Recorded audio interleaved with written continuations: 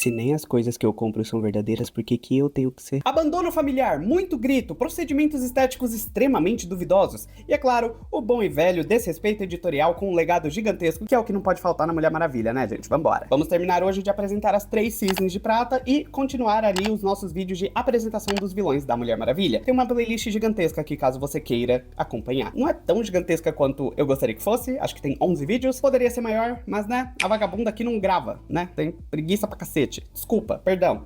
Eu vou tentar gravar mais vídeos, mas eu falo isso tanto tempo já. Enfim. Então, caso esse seja o seu primeiro vídeo aqui na Embaixada, ou você não tenha acompanhado os outros 2 vídeos das Cisnes de Prata, basicamente, essa linhagem começou lá em 1982 com a Ellen Alexandros, passando então pro pós-crise em 1987, o título foi pertencente a Valerie Baldry, e atualmente o título pertence a Vanessa Capateles, que sinceramente hoje em dia tá jogada pra bosta. Aliás, fun fact que não é fã, mas com certeza é um fact, eu fiz aqui as 3 thumbnails com as cores das meninas superpoderosas. Porque, sei lá, eu embarquei nessa jornada no primeiro vídeo e eu falei assim, que boa ideia, vou seguir até o final. É isso. Então, sem mais demoras, eu sou o André, essa é a Embaixada de Themyscira e na situação de hoje, quem é Cisne de Prata Vanessa Capateles?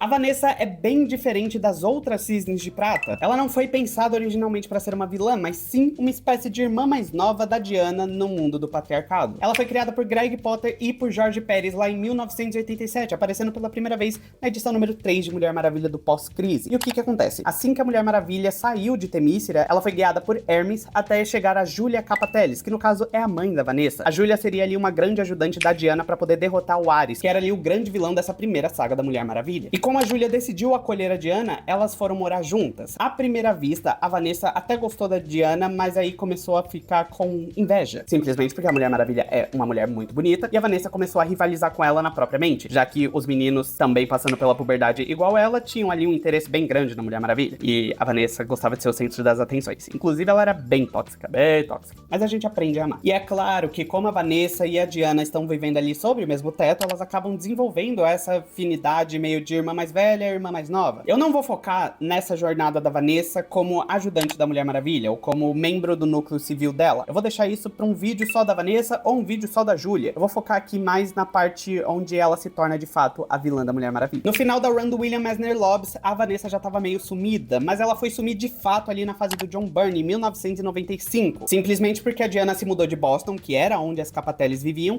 e foi morar em Gateway City, onde ela conseguiu, então, um novo núcleo civil, com Helena e Cassie Sandsmark, e o Mike Score. Então, por causa disso, a Vanessa acabou ficando pra trás e meio que esquecida nas histórias. Ela ainda aparecia aqui nessa fase do John Byrne. Ela apareceu em algumas edições pra ser uma participação especial, ou na morte da Mulher Maravilha, quando ela tava ali internada no hospital, antes de virar deusa. Mas é basicamente isso. A Vanessa não fazia mais parte das histórias regulares. Quem assumiu esse lugar agora foi a Cassie. Pra vocês terem uma noção, o John Byrne só veio assumir Mulher Maravilha na edição 101, lá em 1995, como eu falei. Só que a Vanessa só voltou a aparecer regularmente nas histórias na edição 171, lá na run do Phil Jimenez, em 2001. Então essa mulher passou 6 anos desaparecida. Por onde anda a Vanessa? Mas assim, esse retorno da Vanessa foi impecável. Essa edição inteira começa com um suspense incrível, porque ela começa com uma vilã alada que tá destruindo ali a casa das aliadas da Mulher Maravilha. E o que nós fãs e a própria Mulher Maravilha acaba pensando é, putz, a Valerie voltou. E o suspense se estende nas páginas à frente, porque vemos ali o museu onde a Helena trabalha sendo atacado e a escola onde a Cassie estuda também. Então a gente começa a pensar assim, o que a Val tá fazendo? Por que a Val voltou? Não é a Val. E a Mulher Maravilha acaba aparecendo depois que a Cassie Sandsmark acaba sendo nocauteada pela Vanessa. Acontece que o baque de ver ali a sua irmãzinha mais nova como a nova Cisne de Prata é muito forte pra Diana. Ela acaba ali inclusive perdendo um pouco a razão e ficando bem perturbada. E assim, deve ter sido surpreendente ler essa edição em 2001 quando ela lançou. Infelizmente eu tinha um aninho, eu não pude acompanhar, eu não pude ter essa surpresa em primeira mão, mas deve ter sido um grande choque, claro que pra Mulher Maravilha, mas principalmente pros fãs que não viam a Vanessa há séculos. E aqui, é claro, pra Diana ficar cada vez mais chocada, descobrimos que a Vanessa não está sozinha. Na verdade, ela acabou se aliando a uma equipe formada pela Circe e pelo Sebastian Ballesteros, que assumiu o título de Homem Leopardo, roubando ali então o espírito da Mulher Leopardo, da Bárbara Minerva no caso. Mas o que aconteceu com a Vanessa? Como uma pessoa que cresceu com a Diana por tanto tempo, acabou se voltando contra ela e causando assassinatos à torta e à direito. Basicamente o que aconteceu é que a Vanessa acabou ficando muito solitária. Ela acabou virando ali uma adulta, a mãe dela largou do pé dela, porque bom, você já é dona do seu próprio nariz, vai viver sua vida. Ela foi fazer faculdade, ela acabou se formando, só que ela tava sentindo muita saudade da Diana. A Diana não fez o menor contato, não teve ligação, não teve carta, não teve visita. E todo esse ressentimento que foi crescendo dentro da Vanessa só ficou pior depois que ela acabou percebendo que agora a Mulher Maravilha tinha uma ajudante oficial, que no caso era a Cassie Sandsmark. E isso foi meio que a gota d'água pra Vanessa, ela se sentiu jogada de lado de fato. Ela deveria ter sido a Moça Maravilha da Diana, ela que deveria receber o treinamento da Artemis e da Mulher Maravilha, ela que deveria receber o carinho de irmã mais velha da Diana, e não a Cassie. E foi nesse vácuo de carência que ela acabou conhecendo o Sebastian Ballesteros, que era ali um empresário da Argentina e acabou comprando as empresas Armbuster. E se você viu o vídeo da Valerie, você sabe que Armbuster é a empresa que acabou fazendo ali o protótipo da Val. Então eles têm bem registrado o histórico de como a Cisne de Prata foi criada. Basicamente o que o Sebastian Ballesteros fez foi replicar o experimento da Val na Vanessa. Só que como a Vanessa não tinha um poder específico, ela teve que passar por diversas cirurgias extremamente invasivas e extremamente perigosas para que ela conseguisse ter ali, então, o grito sônico que a Val tinha. E não foi só isso, ele também acabou pegando ali o Dr. Psycho e ficou repetindo dentro da cabeça da Vanessa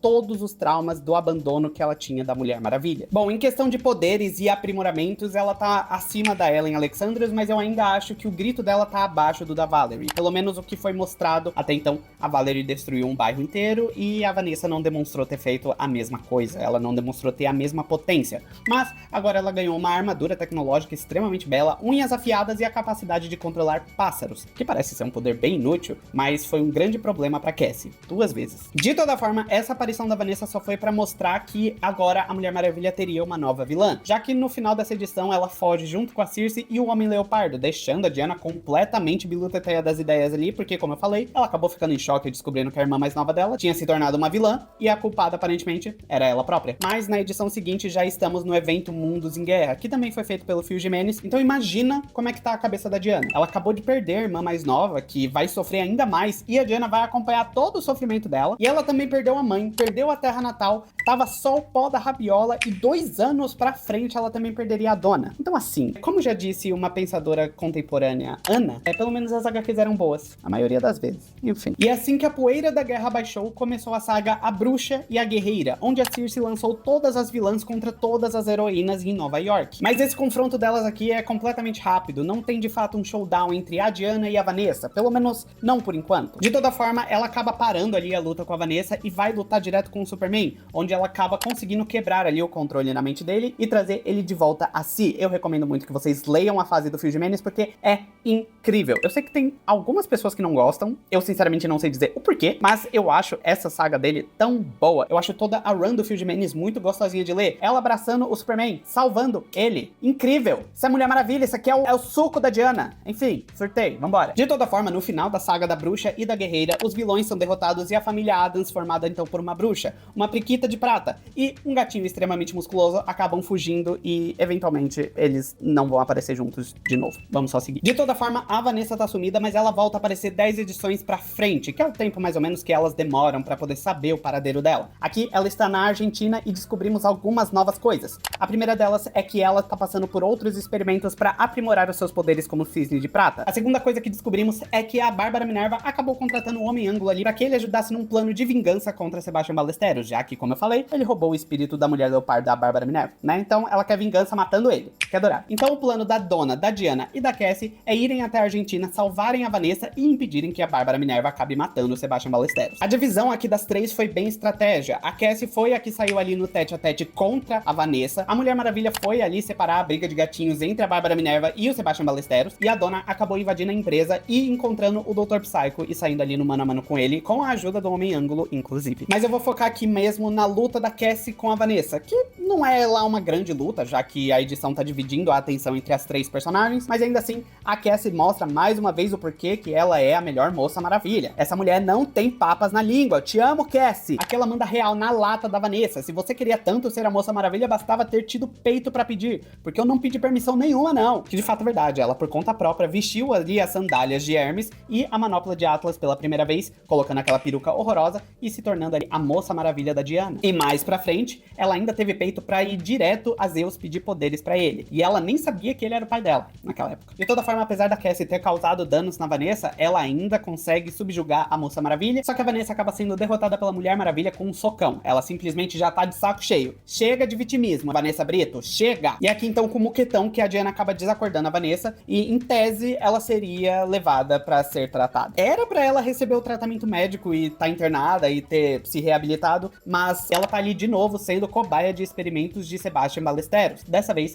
ela vai ser comprada pela Veronica Cale, que vai deixar a menina completamente depenada. Ela simplesmente tortura a Vanessa, colocando muito mais implantes cibernéticos para ela ser usada como uma arma novamente. A Vanessa, durante essa fase, é torturada muito mais. A Veronica quer atingir a Diana da melhor forma possível. E como ela vai fazer isso? Usando ali uma ex-aliada da Diana, que ela sabe que a Mulher Maravilha se importa. Então a aparência da Vanessa aqui tá nas últimas. E eu gosto muito do que o Greg Rucka escreve aqui, porque eu sinto muito um peso real no que ele tá fazendo desse confronto. É a luta mais intensa que a gente tem das duas. Na verdade, é a única luta de longa duração que nós temos da Diana com a Vanessa. E como eu já falei, a Diana já tinha perdido a dona, a Diana já tinha perdido a sua mãe, então ela tava sem saco pra ouvir a Vanessa se vitimizando, e mais ainda, ela tava sem saco pra poder perder outra pessoa importante na vida dela. E ela nem precisa derrotar a Vanessa, o corpo dela simplesmente não aguenta mais o tanto de interferência cibernética que tem, e ela simplesmente se quebra. E eu gosto como isso aqui é mais um suco da essência da Mulher Maravilha, porque o mundo tá basicamente acabando, cobrando respostas políticas da Mulher Maravilha. A embaixada tá um caos, todos os funcionários e repórteres estão falando no ouvido da Diana, mas tudo o que ela se importa é salvar a sua irmãzinha mais nova. E aqui finalmente o Rucka termina essa fase da Vanessa como uma vilã. A Mulher Maravilha, com a ajuda da doutora Anderson, acaba salvando a Vanessa, fazendo ali então uma cirurgia extremamente delicada. Elas conseguem reverter os implantes e a nossa ruivinha acaba voltando a ser humana e normal. E infelizmente essa é a última vez que nós vemos a Vanessa sendo escrita com dignidade, porque daqui a gente vai direto pro Rebirth, e seria melhor se a gente não fosse pro Rebirth. Eu gostaria muito de terminar o vídeo por aqui,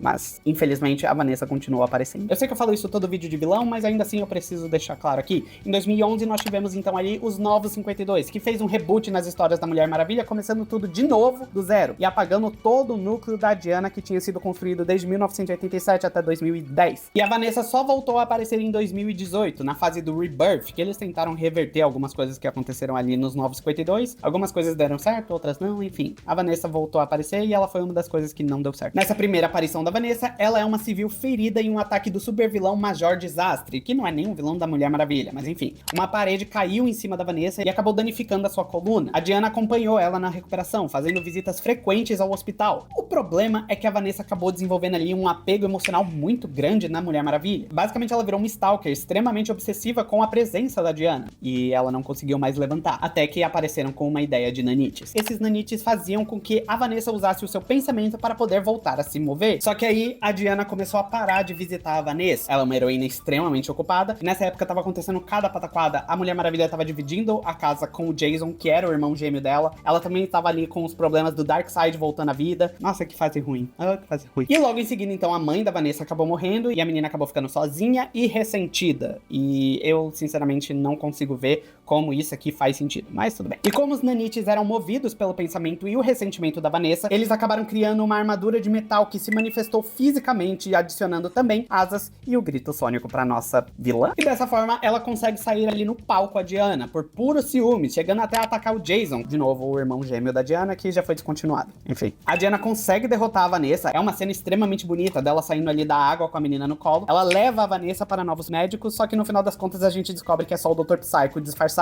Mas depois disso, nada com ele é aprofundado. Vamos ter que abraçar o lúdico de novo. Uma aparição curiosa que a Vanessa teve foi Mulher Maravilha Evolução, que é uma história bem ruim. Essa história é horrível, descaracteriza a Diana de novo, enfim. Como o nome da história sugere, temos a evolução da Cisne de Prata, que acaba evoluindo para uma espécie de Mulher Maravilha do mal com os nanites. É uma abordagem interessante e, de certa forma, uma homenagem a Ellen Alexandros, porque em DC Retroativa nós tivemos uma história parecida, onde o Dr. Psycho conseguia transformar a Ellen ali temporariamente na Mulher Maravilha. E atualmente a Vanessa voltou a aparecer na fase do Tom King. Ela foi recrutada pelo Soberano para fazer uma força-tarefa de vilões. Só que não serve de nada. A Diana consegue derrotar todos eles. E basicamente a Vanessa só voltou nos dias de hoje para se tornar saco de pancada. Porque assim, nessa força-tarefa com todos os vilões, a Diana consegue derrotar a Vanessa muito rápido. É uma luta extremamente fácil para ela. Logo em seguida, a Vanessa só aparece de novo para ser derrotada pela Yara Flor. E depois disso, ela aparece 20 anos depois, só para aparecer sendo morta pela Matriarca, que foi a grande vilã que o Tom King inventou, e nas palavras dele, é a maior vilã da Mulher Maravilha. Então assim, é realmente triste ver o que fizeram com a Vanessa. É uma personagem com quase 40 anos de existência, e ela simplesmente jogada pra bosta. Ela foi de irmãzinha caçula da Diana pra uma fã obcecada ou apaixonada, sei lá. E a Vanessa no pós-crise era incrível. Quando era aliada, ela tinha personalidades, ela desenvolveu um amor genuíno pela irmã mais velha durante as mais de 50 edições ao lado da Mulher Maravilha, o que torna o motivo do ressentimento por não ser a ajudante oficial real e palpável. Ver a Vanessa nessa posição de antagonista da Diana é angustiante, é completamente assim, o que tá acontecendo? Então tem um peso pra nós fãs que acompanhamos mais de 50 edições com a Júlia e a Vanessa do lado da Diana. E no Rebirth é tudo tão raso, o abandono da Diana não tem o mesmo peso, porque tudo isso acontece em uma edição só. A gente não tem tempo pra conhecer a Vanessa, pra poder entender a Vanessa e a relação que ela tem com a Diana, e o do porquê que ela ficou tão obcecada com a Diana simplesmente indo embora. Então, sei lá, é raso, não tem peso, não tem emoção. É um grande desrespeito com a personagem. Sem falar nesse vai e vem de sou vilã, agora eu sou aliada, agora eu sou vilã de novo, cuidado comigo. E claro que pro leitor casual, isso é completamente indiferente, quem que é Vanessa Capatelli. Por isso que eu vejo que muitas pessoas que gostam muito dos Novos 52 não entendem o descontentamento com os fãs de Mulher Maravilha com essa fase. Eu entendo que você possa achar a ação dos Novos 52 legal, mas ele simplesmente pega todo um núcleo da Diana e joga fora. E futuramente tentam trazer esse núcleo de volta de uma forma rasa e extremamente preguiçosa. Então todas essas incoerências me deixam broxadinho com uma personagem que eu demorei ali pra gostar, eu comecei com o pé atrás, mas conforme eu fui lendo as edições do Pérez, eu comecei de fato a gostar da Vanessa. Só que hoje em dia, ela simplesmente foi jogada pro limbo e igual a maioria dos vilões da Mulher Maravilha, então fica muito complicado. Mas, até o momento, essa é toda a trajetória da Vanessa Capatelli dentro das histórias da Mulher Maravilha até aqui. Então eu gostaria de saber de você. Você já conhecia a vilã? Você já conhecia toda essa história da Vanessa? Você sabia todo esse passado trágico que ela teve com a Mulher Maravilha? Comenta aqui embaixo que eu vou adorar ler. Eu agradeço muito por você ter me ouvido até aqui. Um beijo pra você, a gente se vê no próximo vídeo e tchau, tchau.